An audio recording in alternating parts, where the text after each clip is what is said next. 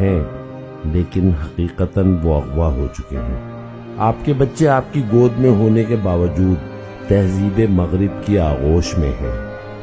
عالم کفر دروازے توڑ کر، دیواریں پھیلانگ کر آپ کے گھروں میں گھس کر آپ کے بچے اغوا کر رہا ہے۔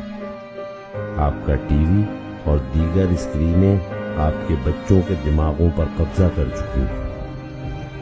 ان کے دلوں کو سیاہ اور پراگندہ کیا جا رہا ہے۔ ان کے کان اور آنکھیں حیا سے عاری اور مادر پدر آزاد بنائی جا رہی ہیں، گویا ان کے اعضاء کاٹے جا رہے ہیں۔ اب یہ صرف مسخ شدہ لاشیں ہیں۔ بچوں کا چہرہ سامنے ہونا ہی ان کا موجود یا محفوظ ہونا نہیں کہلاتا۔ بچیوں کے سر سے دوپٹہ سرک کر بدن سے بھی جان چھڑا رہا ہے۔ وہ اب یہ بوجھ برداشت نہیں کر پاتی۔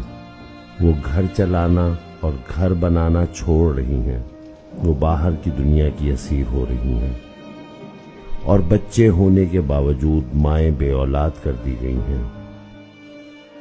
آج کی بچیاں کل کی ماں بننے کے لائق نہیں چھوڑی جا رہی۔ انہیں ذہنی اور جسمانی طور پر بانجھ کیا جا رہا ہے۔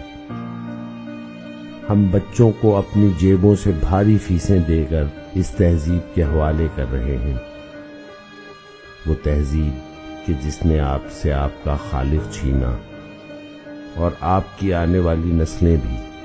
یہ بچے نہیں، اگلی نسل کے والدین اغوا ہو رہے ہیں، اور یہ اغوا شدہ بچے کل کو کس طرح کے ماں باپ ہوں گے، اس کا تصور بھی بھیانک ہے۔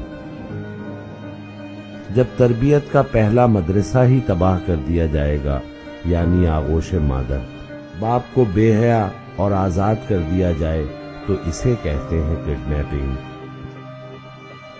یہ ہوتے ہیں اصل مسنگ پرسنز۔ جب نسلیں اغوا ہو جائیں، جب کردار مسخ کر دیے جائیں، جب افکار کچل دیے جائیں، جب تہذیب ہی مار دی جائے، جو نظروں کے سامنے ہو کر بھی کسی اور کے پیروکار ہوں، تو فکر ہونی چاہیے۔ یہ فکر ابھی کیجیے، اور جان رکھیں جو آپ کے پاس ہے وہ آپ کے ساتھ نہیں۔